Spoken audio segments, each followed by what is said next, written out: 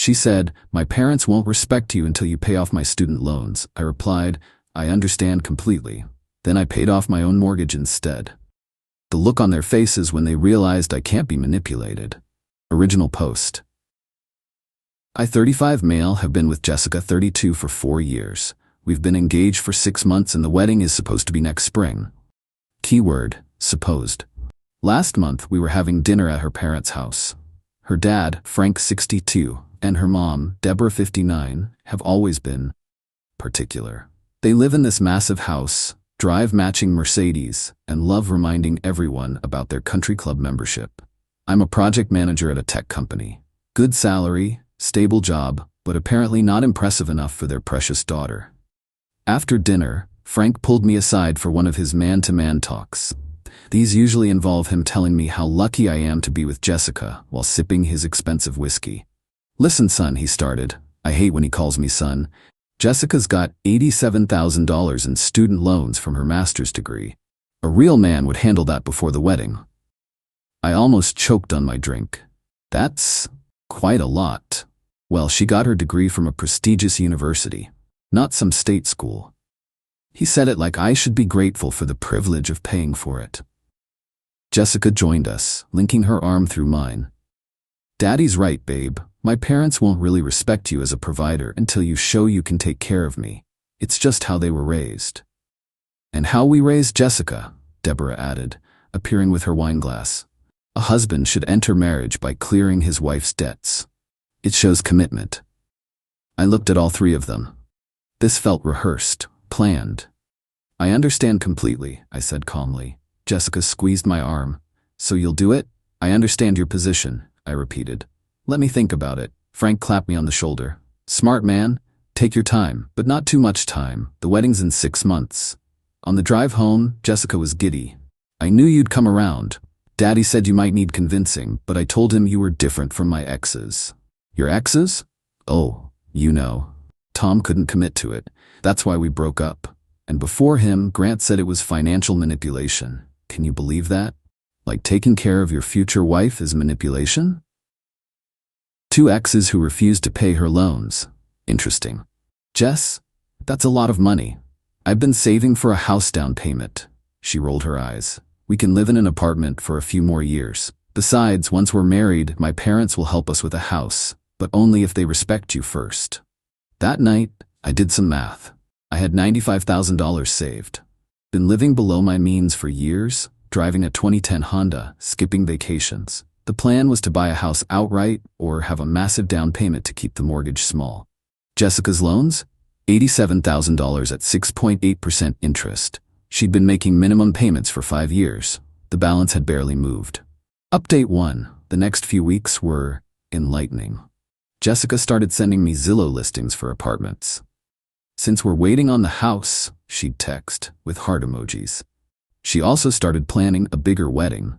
Apparently, once I proved myself by paying her loans, her parents would contribute more to the wedding. Everything was conditional on me paying first. I met up with my buddy Derek for beers, told him the situation. "Bro, run," he said immediately. "That's not how any of this works." "I know." "So what are you gonna do?" "Something they won't expect." I'd been doing research. Jessica's degree? Art history with a focus on Renaissance sculptures. She worked part-time at a gallery making $30 a year. Her parents supplemented her lifestyle, her apartment, her car lease, her shopping.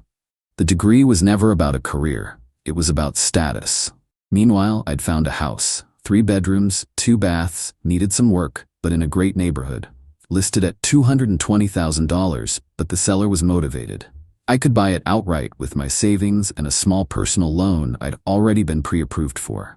Here's the thing about Jessica's family. They assumed everyone was as status-obsessed as them. They assumed I'd cave to their pressure because that's what real men do. They assumed wrong. I started the purchase process quietly.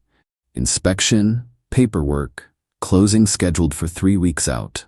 Told Jessica I was working overtime on a big project. She was too busy planning the wedding to notice. Then came the family dinner that changed everything. Frank had invited Jessica's older brother Thomas, 36M, and his wife Claire, 34F. Thomas was the golden child, lawyer, drove a Tesla, married Claire whose family owned a chain of restaurants. So, Frank announced over appetizers, Jessica tells us you're ready to step up. I've been thinking about it, I said. Thomas laughed. Finally, took Claire's brother 2 months to convince before he manned up and paid her loans. Claire nodded. It's just what's expected. My brother paid $65,000, but Jessica's worth more, right?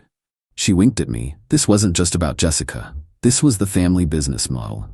How much did you pay for Claire's loans? I asked Thomas. Me? Nothing. I had my own law school debt. Claire's family helped with that after we got married. So Claire's family paid your loans, but Claire's brother had to pay hers? Thomas shrugged. Different situations. Right? I turned to Frank. And you? Did you pay Deborah's family debts when you got married? Frank's face reddened. That's not. Times were different, of course. Jessica kicked me under the table. Babe, you're being weird. Just trying to understand the tradition. Deborah cleared her throat. The point is, a man who can't clear his fiancé's debts isn't ready for marriage. I agree, I said. Financial responsibility is crucial before marriage. Everyone relaxed. Jessica beamed. That's why I've decided to be completely financially responsible, I continued. I'm paying off my mortgage. Silence. You're, what? Jessica's voice was sharp. I bought a house, closing next week. I'm paying cash, no mortgage. Complete financial freedom before marriage, just like you said. Frank's mouth opened and closed like a fish. But my loans, Jessica sputtered, are yours from your education, for your career. I'm sure you understand. Financial responsibility, right? Update 2. The explosion was immediate. You bought a house? Jessica shrieked. Without telling me? With our money? My money, I corrected. My savings, and yes, my house. Thomas tried to mediate. Now hold on, let's discuss this rationally. Rationally? I laughed. Like rationally expecting someone to pay $87,000 for a degree that brings in $30,000 a year? Claire gasped. You can't put a price on education. The loan company literally did. It's $87,000. Frank stood up. You're making a mistake, son. No respectable man would choose property over his future wife's needs. No respectable family would demand $87,000 as a dowry. It's not a dowry, Deborah protested. Really? Because it sounds like I need to pay $87,000 to earn your respect and marry your daughter. That's literally what a dowry is. Jessica was crying now. Angry tears, not sad ones. You're humiliating me. You're supposed to take care of me. I'm supposed to be your partner, not your ATM. If you loved me, you'd do this. If you loved me, you wouldn't ask. Thomas stepped forward, lawyer mode activated. Let's think about this logically. Jessica's loans are a burden on your future together. Your house is just a personal asset. Exactly, my personal asset that I bought with my personal money. When you're married, it becomes community property, Thomas said smugly. When we're married. I emphasized each word, which we're not. Jessica grabbed my arm. Baby, please, sell the house. You can get your money back. We can fix this. Fix what? Me having a paid-off house is a problem that needs fixing? Frank's face was purple. You've been planning this. You've been lying to us. I said I understood your position. I never said I agreed with it. You manipulated us, Deborah accused. Interesting choice of words from the family trying to manipulate me into paying $87,000. Jessica's tears turned to rage. You think you're so smart? Fine. Cancel the house, or we're done. Okay? Okay? She blinked, surprised. We're done.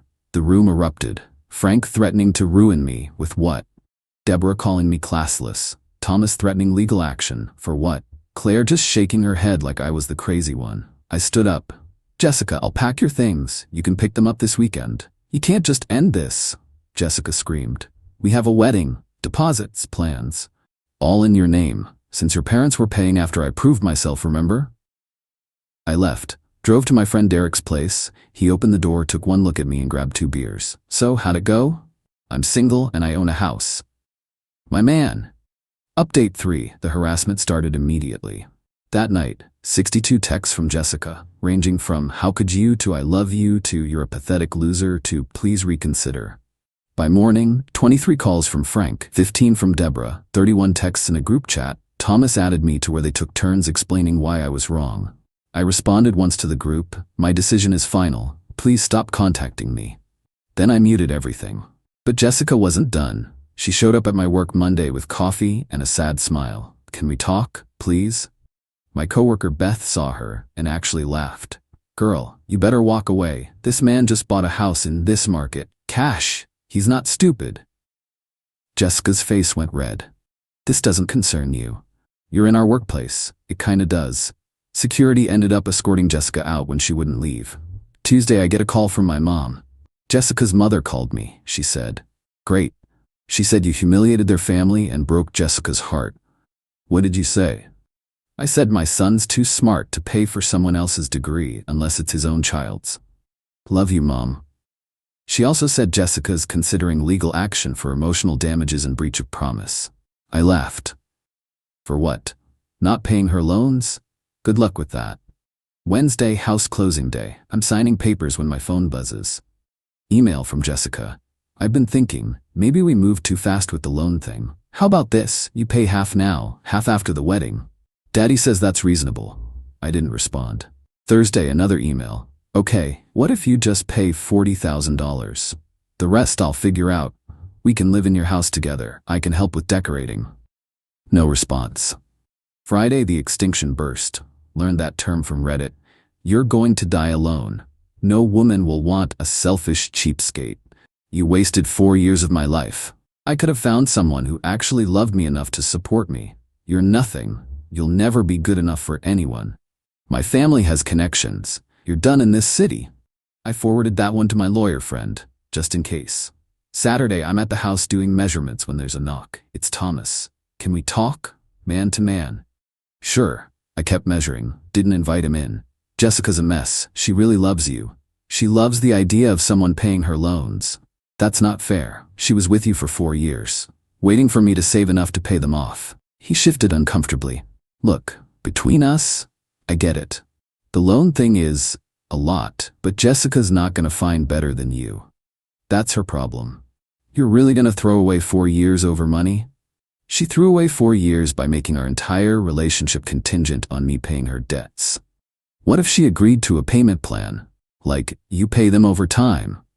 "Thomas, I'm not paying her loans. Not now, not ever, not half, not on a plan, not nothing." "You're being unreasonable." "I'm being unreasonable? Your family demanded $87,000 for me to marry her. It's not a dowry, right? Got it." He left, but not before saying, "You'll regret this." Doubt it. Update 4. The smear campaign started the next week.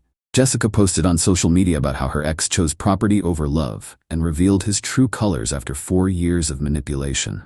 Her friends commented with hearts and "You deserve better, queen," and "his loss." I didn't care. But then she made a mistake. She posted, "Imagine saving money for 4 years while pretending to love someone, then buying a house instead of helping with their education loans. Some people are just users." My friend Derek screenshot it and sent it to me. "Bro, she's saying you used her?" I posted my own response. Not emotional, just facts. Interesting perspective. For clarity, I saved my money from my job for 4 years. I was asked to pay $87,000 in student loans for a degree I didn't earn, from a school I didn't attend, for a job that pays less than half the loan amount. When I chose to buy a house with my savings instead, I was dumped. You decide who the user was. The comments were brutal, for her. Wait, she wanted you to pay how much? $87K? For someone else's degree? Almao art history degree for $87K. Make it make sense. She really thought she found a sucker. Jessica's post disappeared within hours. But the damage was done. Then came the flying monkeys. Her cousin reached out. "You're really hurting the family, can't you reconsider?" Her best friend, "Jessica's on antidepressants now because of you." Her mom's friend from church, "I'm praying for you to see the error of your ways." I blocked them all. But the best one was from Claire, Thomas's wife. "You know, my brother is still single. He paid my loans like a real man. Want me to set you two up?" I responded, "Sure. Does he have any student loans I'll be expected to pay?" She blocked me. Meanwhile, I was living my best life, moved into my house, set up my home office, painted my walls whatever color I wanted. The freedom was incredible. Then, 2 weeks after the closing, I get a LinkedIn message from Jessica, because I blocked her everywhere else. "Hi, I wanted to apologize for how things ended. I realize now that maybe my family's expectations were unrealistic. I'm willing to compromise. What if we just got married without you paying the loans? We can work on them together over time. I laughed so hard my neighbor knocked to check if I was okay. No thanks, I replied, then blocked her there too. But she wasn't done. She sent her dad. Frank showed up at my house on a Sunday morning, in his Mercedes, wearing his country club polo, looking like he was slumming it in my middle-class neighborhood. We need to talk. No, we don't. I'll give you one chance to fix this. Fix what? I'm not broken. You humiliated my family. Your family humiliated themselves with their greed. His face went red. It's not greed. It's tradition. It's extortion. You'll never find another woman like Jessica. That's the point, Frank. She's getting older. Her options are limited. You're destroying her future. She destroyed her own future with $87,000 in loans for a vanity degree. How dare you? Frank, get off my property. Or what? Or I call the cops, and then I post our Ring doorbell footage of you trespassing and harassing me about not paying your daughter's loans. He left. Quickly. Final update. It's been 3 months since I bought the house, 3 months of peace, working on renovations and actually enjoying life. Last week, I ran into Jessica's coworker at a coffee shop. Karen, older lady, sweet but gossipy. Oh honey, she said, sliding into the seat across from me. Did you hear? Hear what? Jessica's engaged. I nearly spit out my coffee laughing. Already? Good for her. To some doctor her parents set her up with. Very quick, very suspicious if you ask me. Well, I hope he can afford her loans. Karen leaned in conspiratorially. That's the thing. Rumor is he doesn't know about them yet. He doesn't. What? Her parents told her not to mention them until after the wedding. Can you believe that? I could, actually. Poor guy, I said. She's been showing off this huge ring, talking about their wedding next spring. Same venue you two had booked. The one with all the non-refundable deposits in her name? That's the one. We both laughed. Yesterday I got one final text from an unknown number. This is Frank. Jessica's getting married to a cardiologist. He makes 3 times what you make.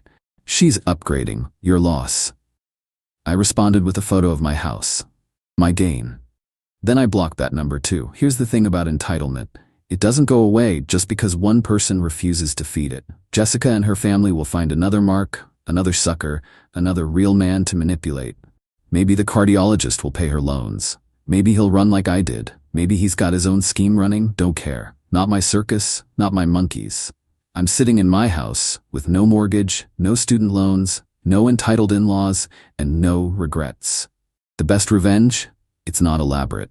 It's not dramatic. It's just refusing to be manipulated and living well. My house needs work. The kitchen's outdated. The bathroom needs remodeling. The yard's a mess. But it's mine. Every nail, every board, every blade of grass, mine. Jessica needed someone to pay for her choices. I chose to pay for my own. Best $220,000 I ever spent. Edit, since everyone's asking, yes, the house value has already gone up 15 kellers according to Zillow. Also, found out through the grapevine that the cardiologist has $300 in medical school loans. This should be interesting. Edit 2. Just got a wedding invitation from Jessica and Dr. Cardiologist. The audacity. I RSVP'd no and sent a calculator as a wedding gift from their registry. Petty? Maybe. Satisfying? Absolutely.